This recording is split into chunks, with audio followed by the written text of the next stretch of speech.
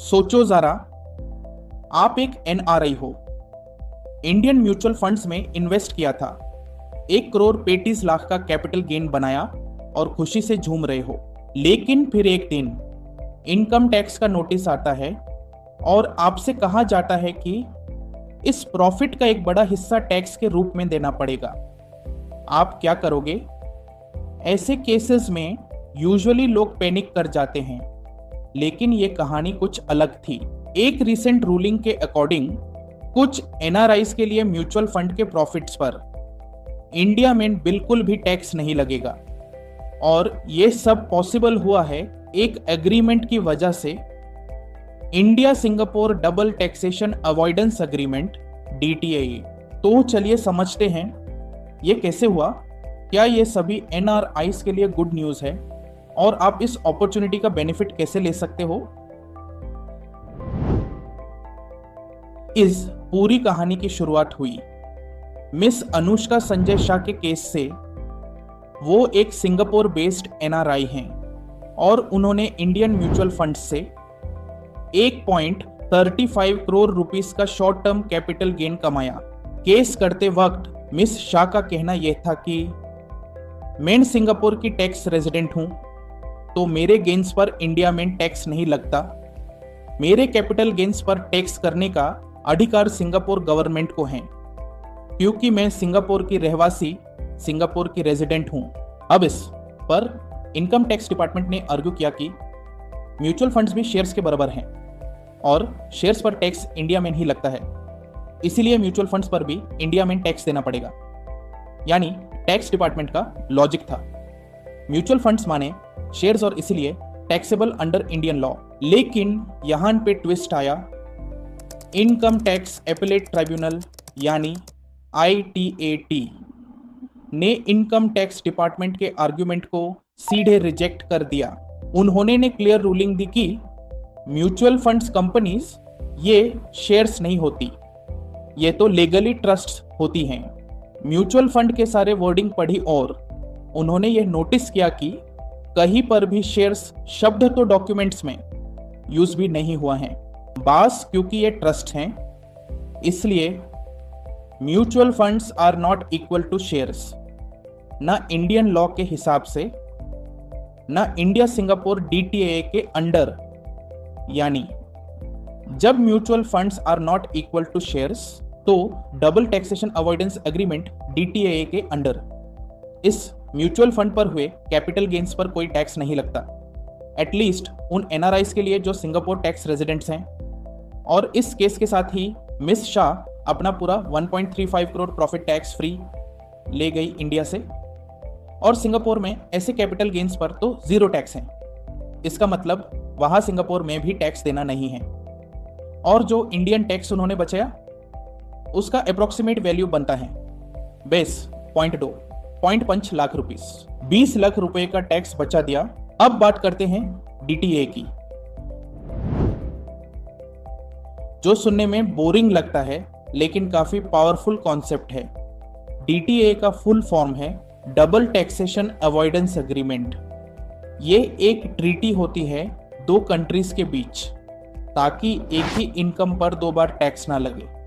यानी अगर आप सिंगापुर में रहते हो और इंडिया में कमाते हो, तो दोनों देश आपसे टैक्स ना मांगे। अगर DTAA ना होता तो इंडिया भी टैक्स मांगता और सिंगापुर भी।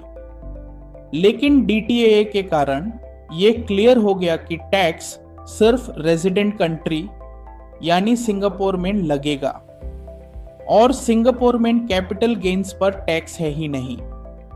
यानी एक सिंपल ट्रीटी क्लॉज ने 20 लाख रुपए का टैक्स बचा दिया। यह रूलिंग सच में एक गेम चेंजर है। इसका इम्पैक्ट सिर्फ अनुष्का शाह तक सीमित नहीं है, बल्कि उन हजारों एनआरआईज तक पहुंचता है जो Singapore, UAE, Mauritius, Australia, UK या जर्मनी जैसे DTA कंट्रीज में रहते हैं और इंडियन म्यूचुअल फंड्स में इन्वेस्ट करते हैं। अब उनके लिए कैपिटल गेन्स टैक्स का बर्डन ऑलमोस्ट जीरो हो गया है, एटलीस्ट इंडिया में। इम्पैक्ट सिर्फ अनुष्का शाह तक सीमित नहीं है, बल्कि उन हजारों एनआरआईज तक पहुंचता है जो Singapore, UAE, Mauritius, Australia, UK या जर्मनी जैसे डीटीए कंट्रीज में रहते हैं और इंडियन म्यूचुअल फंड्स में इन्वेस्ट करते हैं। अब उनके लिए कैपिटल गेन्स टैक्स का बर्डन ऑलमोस्ट जीरो हो गया है, एटलीस्ट इंडिया में, जहां पहले लोग टैक्स कॉम्प्लिकेशन से डरे हुए थे। अब वहां एक नए कॉन्फिडेंस का वेव है। जब टैक्स का बैरियर हट जाता है तो इन्वेस्टर्स हेजिटेट नहीं करते, उनका पैसा फ्रीली इंडिया के मार्केट्स में फ्लो करने लगता है। ये म्यूचुअल फंड इंडस्ट्री के लिए एक बड़ा बूस्ट बन सकता है, जहां AUM यानी एसेट्स अंडर मैनेजमेंट काफी तेजी से बढ़ने की संभावना है। जितने ज्यादा NRIs इन्वेस्ट करेंगे उतना ही इंडिया में म्यूचुअल फंड्स का एसेट्स अंडर मैनेजमेंट AUM बढ़ेगा। दोस्तों, ये सिर्फ इन्वेस्टर्स के लिए अच्छा नहीं बल्कि पूरे इंडियन फाइनेंशियल इकोसिस्टम के लिए बेनिफिशियल है। और ये ग्रोथ सिर्फ इन्वेस्टर्स के रिटर्न्स तक लिमिटेड नहीं है। जब ज्यादा पैसा मार्केट में आता है तो फंड हाउसेस को लिक्विडिटी मिलती है, नए प्रोडक्ट्स लॉन्च होते हैं और पूरा फाइनेंशियल इकोसिस्टम ज्यादा रोबस्ट बनता है। इन शॉर्ट, ये रूलिंग सिर्फ टैक्स रिलीफ नहीं है, it's a catalyst for deeper NRI participation in Indian investment landscape. अब मन में आता होगा कि एक NRI होने के नाते आप इस सिचुएशन का मैक्सिमम फायदा कैसे उठाएं।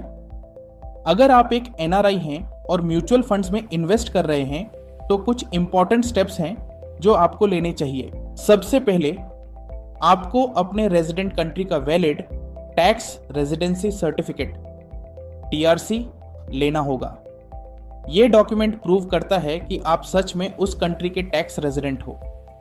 इंडियन TRC काम नहीं करेगा, only foreign government issued TRC चलेगा। दूसरा, हर कंट्री के DTAA रूल्स अलग होते हैं। सिंगापुर के रूल्स इंडिया से डिफरेंट हो सकते हैं मॉरिशस के कंपैरिजन में, इसीलिए ब्लाइंडली इन्वेस्ट मत कीजिए। पहले अपना DTAA क्लॉज जरूर समझिए। तीसरा, ये टेक्निकल जोन है, इसमें गलती का रिस्क हाई होता है, इसीलिए एक क्वालिफाइड टैक्स एडवाइजर या फाइनेंशियल कंसल्टेंट के साथ काम करना बेस्ट होगा। ये पैसा बचाने का मौका तो है, लेकिन सिर्फ तब जब आप लीगल प्रोसेस प्रॉपरली फॉलो करते हो। लेकिन यह भी समझना जरूरी है कि हर छोटी बड़ी न्यूज के पीछे कुछ लिमिटेशंस भी होती हैं। जो रूलिंग हमने अभी तक डिस्कस की वो सिर्फ म्यूचुअल फंड्स के कॉन्टेक्स्ट में थी। अगर आपने Indian stocks, bonds, real estate या किसी और एसेट में इन्वेस्ट किया है तो उसका टैक्स ट्रीटमेंट अलग होगा। DTAA के क्लॉजेस हर एसेट क्लास के लिए सेम नहीं होते। म्यूचुअल फंड्स के लिए जो बेनिफिट अभी मिला है वो जरूरी नहीं कि स्टॉक्स के लिए भी एप्लीकेबल हो। इसलिए ये सोचना कि अब तो सब टैक्स फ्री हो गया थोड़ा गलत होगा। Asset bye asset, country by country rules अलग हैं, तो ब्लाइंडली अप्लाई मत करिए। हर इन्वेस्टमेंट के लिए क्लैरिटी जरूर ले लीजिए। आज के ग्लोबलाइज्ड दुनिया में क्रॉस बॉर्डर इन्वेस्टिंग कोई अजीब बात नहीं रही। हर दूसरा NRI अपने घर से 1000 किलोमीटर दूर बैठकर इंडिया में इन्वेस्ट कर रहा है। लेकिन जैसे ही टैक्स की बात आती है, गेम थोड़ा ट्रिकी हो जाता है। हर क्लॉज, हर डॉक्यूमेंट, हर ट्रीटी का एक स्पेसिफिक रोल होता है और छोटी सी गलती भी लाखों का नुकसान करा सकती है। मिस अनुष्का शाह का केस एक परफेक्ट एग्जाम्पल है। उन्होंने कुछ भी इलीगल नहीं किया, सिर्फ अपने राइट्स को समझा, प्रॉपर डॉक्यूमेंटेशन बनवाया और एग्जिस्टिंग लीगल एग्रीमेंट का फायदा उठाया और उसी से उन्होंने 20 लाख रुपए का टैक्स बचा लिया। अगर आप भी एक NRI हो तो ये सिर्फ एक स्टोरी नहीं, ये एक सिग्नल है, एक रिमाइंडर है कि टैक्स प्लानिंग सिर्फ रिच लोगों का काम नहीं होता। सही TRC, क्लियर स्ट्रेटजी और एक्सपर्ट गाइडेंस से आप भी अपने इन्वेस्टमेंट्स को लीगली टैक्स एफिशिएंट बना सकते हो। ये पैसा बचाने का मौका है और शायद आपको पता भी ना हो कि आपके पास ये ऑप्शन ऑलरेडी अवेलेबल है और यहीं पर मनीधन आपकी हेल्प कर सकता है। हम सेबी रजिस्टर्ड एडवाइजर्स हैं, NRI इन्वेस्टमेंट प्लानिंग में स्पेशलाइज करते हैं और आपके हर रुपए से मैक्सिमम वैल्यू निकालना हमारा गोल है। हमें कांटेक्ट कीजिए और अपने पोर्टफोलियो को स्मार्ट बनाइए, टैक्स एफिशिएंट, ग्रोथ ओरिएंटेड और लीगली साउंड।